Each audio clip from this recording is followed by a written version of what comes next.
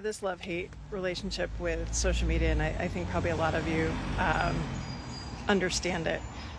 Personally, I know I feel different when I'm scrolling a lot. Our kids don't have social media. They're in their teens and tweens. I posted a stitch yesterday. It was really interesting because the first time I saw the video for it, it was of somebody that demonstrated, some pressure pushing out during pregnancy, which is very, very normal. But then if you went on and read the caption, it was like, oh, get PT, that sort of thing. But it was very this is going to wreck your core. It was I was really surprised. I was surprised that the caption was as friendly as it was. But no, it's still one of those things that just to pull the curtain back, we didn't learn marketing in PT school because you didn't sell yourself because you're in medicine. Why would you sell yourself? That's not at all kind of what we're taught to do.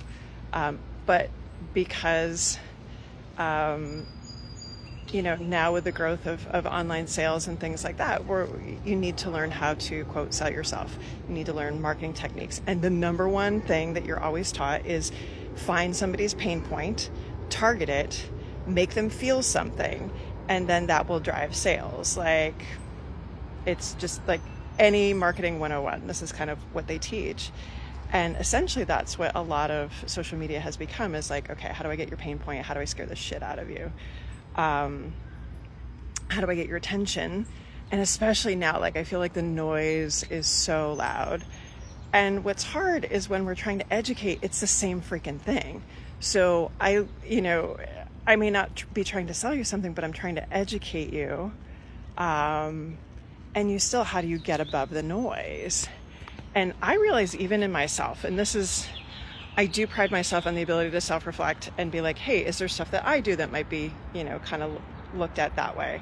I do realize that, granted, Mythbuster Monday it says it, but I've caught a few people where people that know me that I've done Mythbuster Monday for 6 or 7 years, that I'll put the myth down, but up in the corner is hashtag Mythbuster Monday. And then if you go through both the caption and the carousel, you'll eventually get to that. But again, I need to make sure I put Mythbuster Monday on every single slide, and just to remind people that this is the myth that you're seeing. We're trying to bust this, but I can definitely see how it might have a similar effect.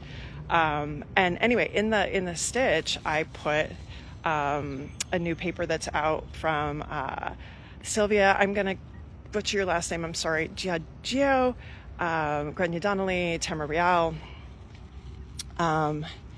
And basically they're a lot of women are getting their education from social media, and you can logically be yeah, okay, I understand,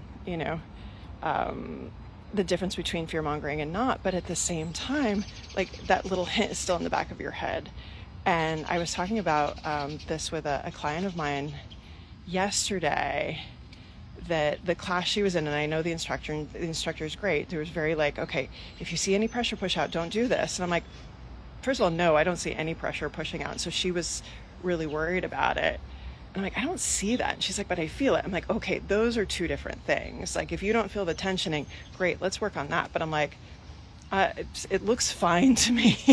There's no pressure belly, there's no coning, doming, whatever you want to call it. And I told her, I'm honestly, 5-6 years ago, coning, doming, it wasn't even in my vocabulary. So these are things that kind of I think people try and name things that they don't know what are. And then we pathologize it and make it this bad thing that's something we have to fix, and then throw the marketing on top of the fear avoidance, all that kind of stuff. And so that just goes to say that when we went to PT school, that was never anything we were taught. Hey, people are going to make shit up. You're going to have to, bust myths half your life. You're going to have to learn how to get people's attention so that they pay attention to you and not the person that's, screaming the loudest or has the catchiest social media account or things like that. So anyway, but the fear words are out there. I challenge you today to just scroll and count how many like fear-mongering things that you see, especially in the pregnancy, postpartum, menopause space. Let me know. I'd love to know the number.